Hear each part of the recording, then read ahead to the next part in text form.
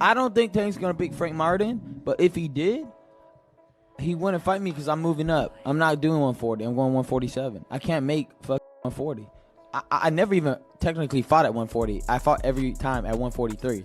My body can't literally go lower than 143. It's impossible. He's gonna fight Tank Davis. It's a catch weight, okay? At 45, 44, just the way they did it to him. Yep. Now he's the man. Now he's the face of boxing. Come on now. Come on now.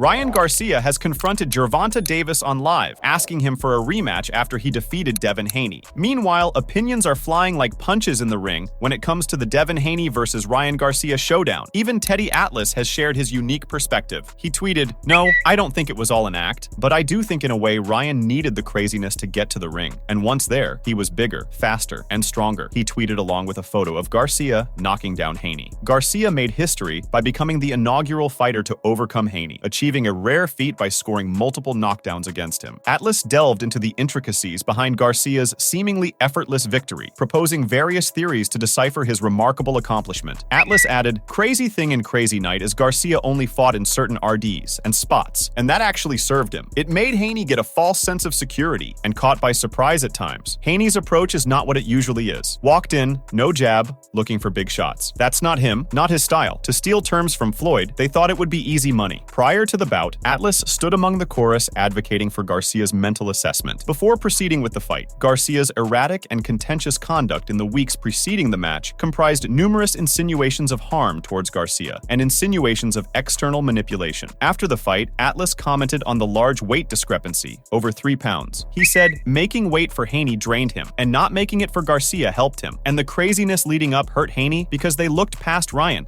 thinking would be easy. If they ever fight again, I don't think they will. You can be sure they will require Garcia to make weight and have a hydration clause." On the other hand, Devin Haney recently addressed rumors about his well-being and voiced his keenness for a rematch. Haney, experiencing his inaugural defeat in a grueling match against Garcia, found himself on the canvas thrice throughout the bout. Speculations ran rampant about a possible fractured jaw, spurred on by a viral image revealing Haney's swollen cheekbone, further stoked by Garcia's tweet acknowledging the chatter. Haney took to X to address concerns about his health and express his readiness for a rematch. He reassured fans by stating, "Alhamdulillah, Allah is the perfect planner. He makes no mistakes. I fought like a true champion, got up off the canvas and kept fighting. I am 100% okay and would love to do it again while we both make weight." Haney then clarified that he did not suffer any broken bones and emphasized his determination to bounce back, asserting, "I have not broken anything, by the way, like I said, I'm okay." He then asserted, "Same way you dish be able to take it, I will be back, inshallah." Meanwhile, Nico Ali Walsh made his voice heard across social platforms, responding to Devin Haney's unexpected defeat. As spectators grappled with Garcia's unexpected triumph, Muhammad Ali's grandson, seizing the moment, brought Floyd Mayweather into the mix. Upon observing Haney's recent tweets, Nico Ali Walsh shared his tweet on his Instagram story and offered his thoughts on what he considered to be a historic occasion in the sport. Ali's grandson wrote, "The Mayweather undefeated era of boxing is over. Everyone's fighting the best. Love to see it." Walsh's commendation added resonance considering Haney's unwavering resolve to persist in the struggle, despite Garcia's blatant disregard for the pre-arranged weight restriction.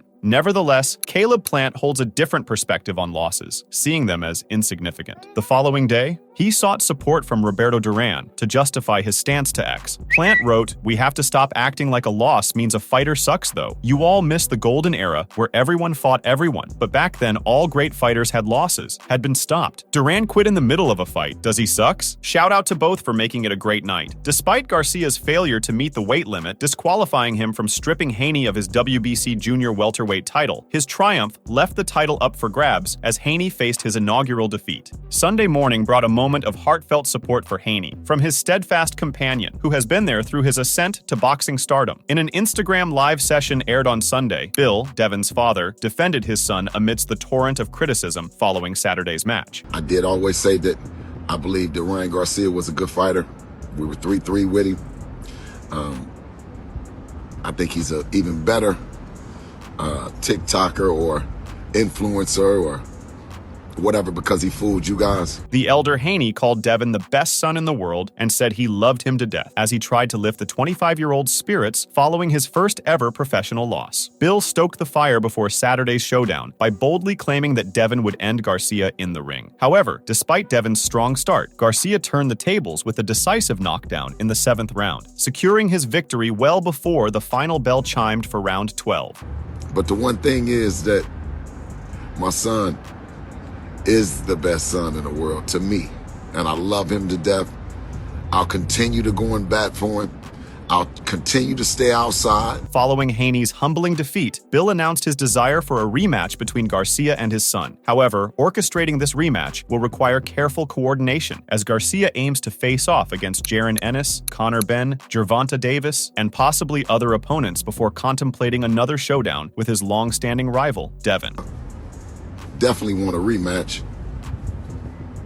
Devin is still the WBC champion. He couldn't lose the belt because Ryan was overweight. He didn't make the scale. But we wanted to make the fight happen. And more importantly, being the best fighter, or being the second best fighter, the third best fighter, you can work. You can work to get there. You can step back. Following an incredibly dramatic lead-up, the bout surpassed all anticipated outcomes. It's difficult to come across a more talked-about bout this year. Seems like everyone's got something to say about Garcia's performance and his antics before the fight. For instance, Nikita Tszyu said, "Ryan pulled off the greatest heist of all time, shocking the world, pretending that he's mentally ill, pretending that he's been drinking every single night. He had a good game plan, bringing the fight to Devin. Usually people are trying to outbox Devin, and Devin's usually the bigger guy on the night, and everything that Garcia did was just smart." Tszyu's remarks highlight the significance of mind games and tactics in boxing. By portraying himself as mentally unstable and engaging in questionable behavior, Garcia may have been trying to distract Haney and throw him off his game. Tszyu commends this strategy as genius and smart, suggesting that it played a crucial role in Garcia's victory. He added, "Even the 3 pounds over, that $1.5 million investment into getting that little advantage played a big role. It's just genius. It was a tactical move. I think he always knew that he wasn't going to make that weight. He got to a point where he was struggling, and he was like, it's not worth it. I'd rather pay it off." Additionally, Tszyu mentions the issue of Garcia being 3 pounds over the agreed-upon weight limit and the $1.5 million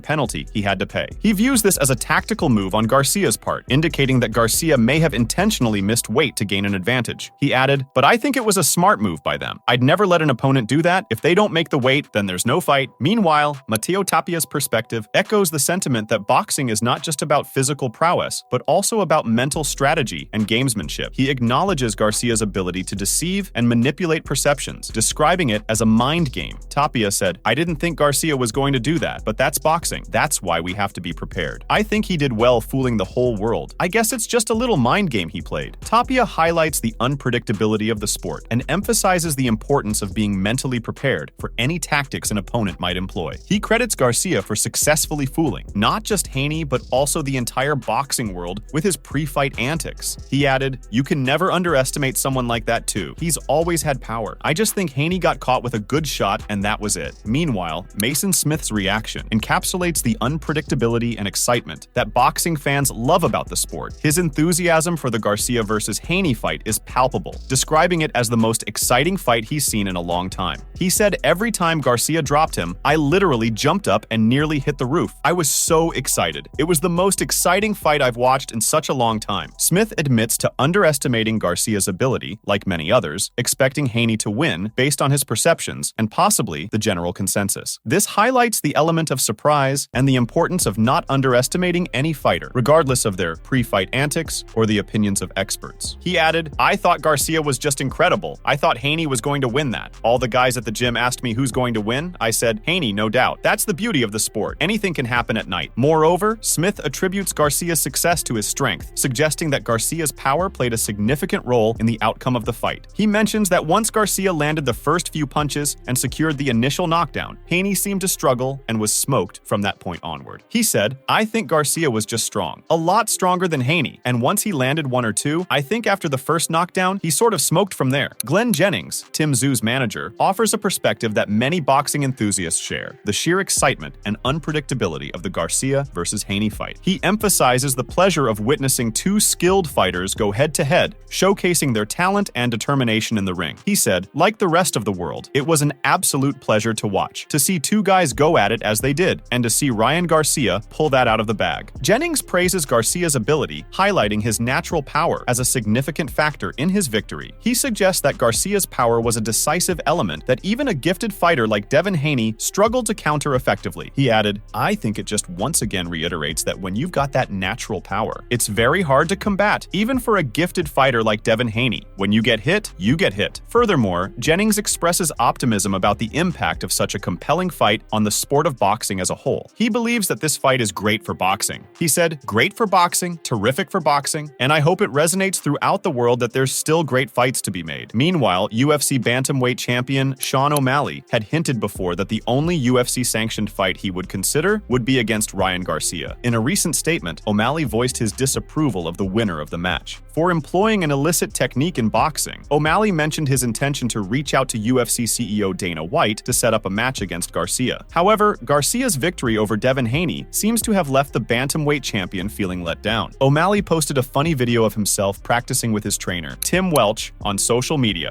"Throw the left hook and instantly turn your back," O'Malley stated in the video, curling up comically. Although Garcia was using an unlawful boxing method, the referee did not penalize him. Instead, he was docked a point for another offense. Here is what O'Malley said. Ryan Garcia, Devin Haney just got done. Very impressive fight from Ryan. He was using an interesting technique. He would throw his left hook, which was really nice. Throw his left hook, instantly turn his back. Couldn't get hit. There you go.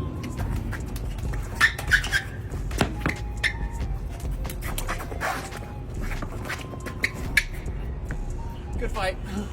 On the flip side, this victory was a singular occurrence, and Garcia has no intentions of granting the Dream a rematch. Following his triumph against Haney at the Barclays Center, Garcia fearlessly addressed every question thrown his way. He started by expressing his disdain for Gervonta Davis, who defeated him by knockout in 2023. Garcia remains steadfast in his belief that Tank is intimidated by him. Talking about it, promoter Oscar De La Hoya added, "The only way he's gonna fight Tank Davis is at catch weight, okay? 145, 144, just the way they did it to him. Now he's the man. Now he's the face of boxing." Fighting lightweight, Davis is scheduled to take on Frank Martin in June. Talking about it, Garcia said, "I don't think Tank's gonna beat Frank Martin, but if he did, he wouldn't fight me because I'm moving up." Moreover, Garcia dismisses any notion of a return to the 140-pound division. He boldly declares his intention to steer clear of that weight class, firmly setting his sights on the welterweight division for his future bouts. He said, "I'm not doing 140, I'm going 147. I can't make fucking 140. I've never even technically fought at 140. My body can't literally go lower than 143. It's impossible. I've tried every technique."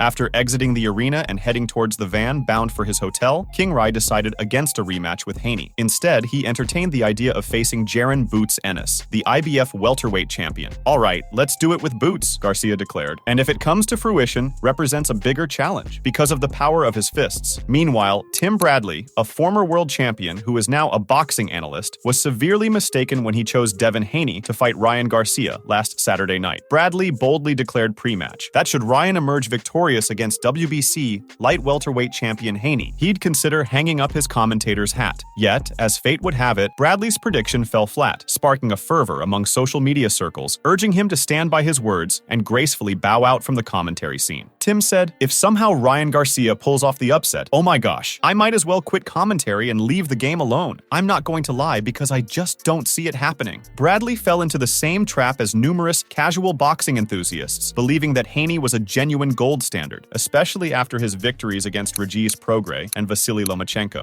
Bradley fell victim not just to Haney's deceptive victories against aging, undersized opponents, but he also fell to Ryan's charade, believing his pretense of being slightly unhinged leading up to their match with Haney. Ryan was clearly playing people, as Bradley should have understood based on his actions in previous fights, and the 3 weeks before his showdown against Haney. However, Ryan Garcia has now called him out, tweeting, "Timothy Bradley, you said you would stop commentating, be a man."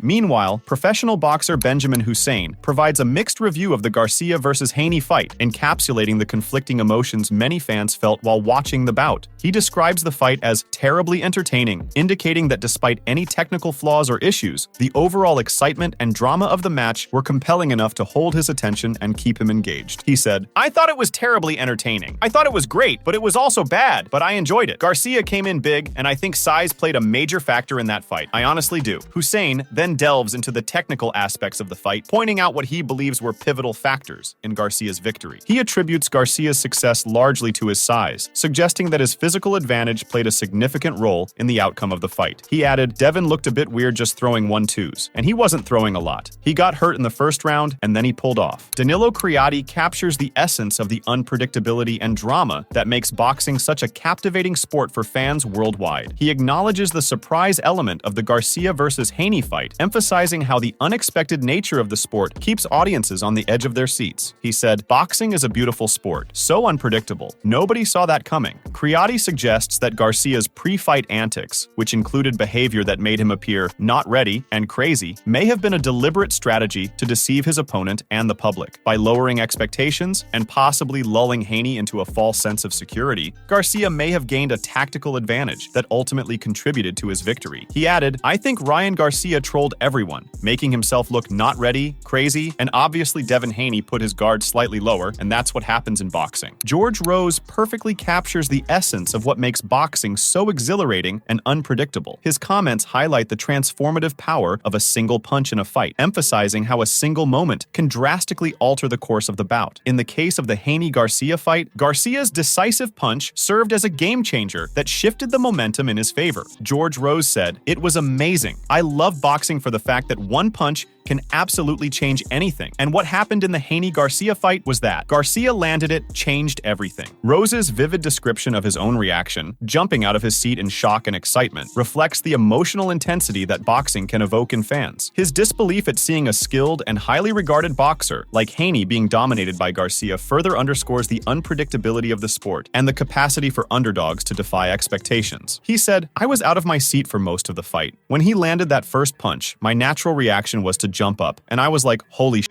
Devin Haney is a brilliant boxer. This is not meant to happen, and he just kept landing, and he dominated that fight. Overall, the bout between Ryan Garcia and Devin Haney proved to be a spectacle that captivated fans and experts alike, transcending the realm of physicality to touch upon the strategic and psychological facets of boxing. Make sure to check out some of our other videos on the screen if you enjoyed this one.